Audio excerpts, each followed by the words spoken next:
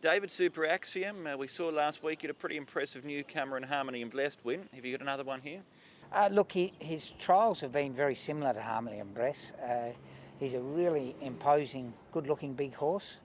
He'll be better when the races get longer, but I think he'll be pretty hard to beat the way he's trialled. Looking at those trials, he looks like a pretty speedy type. Yeah, he is speedy, but he doesn't look it. He looks more a miler, but his trials suggest 1,000 won't be a problem. What's he like as a horse? Is he quirky? Is he straightforward? How would you describe him? Willing. He's probably, if his weakness is he wants to get on with it a bit, would love him just to relax, and I'm hoping the straight will suit him. Joe, you rode Red Brick Fighter last time out. He was held up in the straight. Should he have won that race, do you think? I think so. As he said, he got a little bit of interruption during the race, and that probably cost him the race. You won on him at the end of last season. You're riding him on Sunday. Do you go into that race with a bit of confidence and also a bit more confidence that he's got a decent barrier draw this time too? No doubts based on his last run. I'm going to the race with much more confidence. Gate 1 this term, he's definitely not going to have to get too far back as he did last time. From the widest gate the other day, I had to just ride him cold and hope I could find some luck. Just up until I get into the home straight, I was having a beautiful run through, but unfortunately, the gap just didn't come early enough, and then he just got beaten. But look, looks like David has got him going very well. He probably appreciates being too far, and if he does bring that form that he showed at his last start, I think he's going to be very hard to beat. And it's already been a good week for you, Joe. 3 winners on Wednesday night. The good run continues. Let's hope so. Fortunately, I've been getting support, which is very important if you want to do well. And no doubts that I do want to, and I just hope I can keep the rolling. And recently in the press, Joe, you'd revealed that you had a bit of therapy for a hip injury last month. A month on from that, physically, how are you feeling now? Right after I had the treatment, and I actually got worse. I was not feeling any better, but after 4 to 5 weeks, I could start then feel the improvement. I can say I'm not fully recovered yet, but I'm getting to a place, into a position where I would like to be.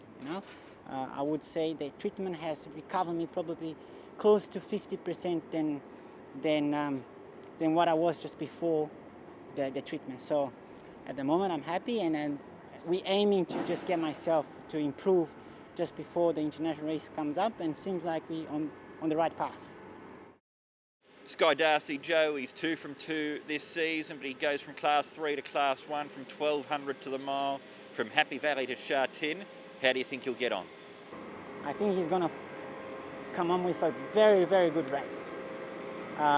Listen, it's a big jump, Class 3 to Class 1, but the way how he did it the other day in Happy Valley with me, that gives me all the indication that he's going to go up that high in class, and he's going to do well once again. And what makes me feel confident about it is that the way how he did, where he placed himself in the race, how he did travel, and how he finished off the race. When I came down from him after that win in Happy Valley, I said to Carter right away, you may have a group horse in him. Of course, I'm just guessing. I'm just trying to express how happy I was, but I may not be wrong about him. We're going to face some of the best horses in Hong Kong. I know I got to respect them all, but at the same time, based on the feeling that this guy has been giving to me, I got to express that I'm quite confident about him. He's going to do well. You've had success in the 4-year-old series before. He looks like he's potentially heading in that direction. Does he give you the feel of that calibre of horse?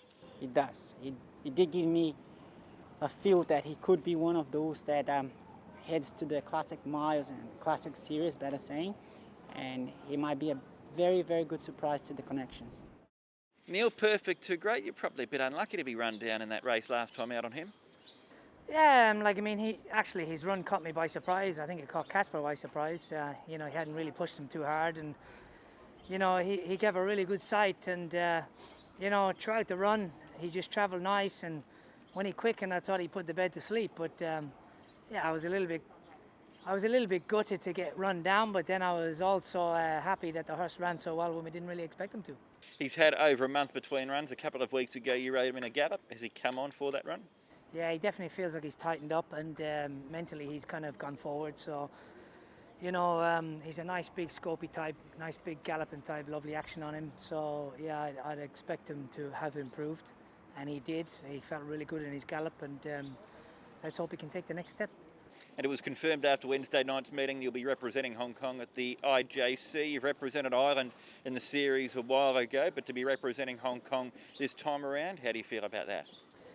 Yeah, as I said before, look, you know, a couple of weeks ago it wasn't even on my mind. I didn't think I would be in this position. So, you know, with the run of form the last couple of weeks, having like hit three doubles in 10 days, it kind of turned things around for me. And I suppose when you go back to the confidence thing, when you start getting on a roll like that, I think your confidence gains even more. So, look, it put me in a great position going into Wednesday, and I was a little bit worried because I didn't think I had the greatest of rides, but the couple of rides I thought were decent, I had terrible draws. So, but you know, the horses ran well.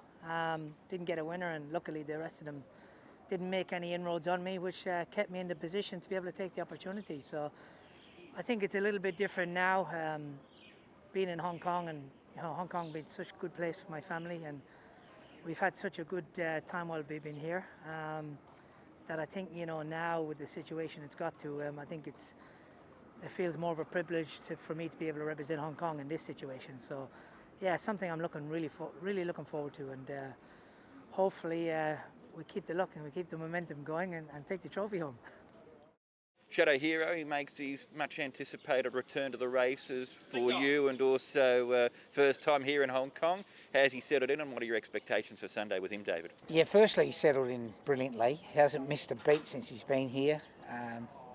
I rang his former trainer, Mark Newman, and just telling him how well his horse has settled in. And look, we know he'll be better as the races get longer.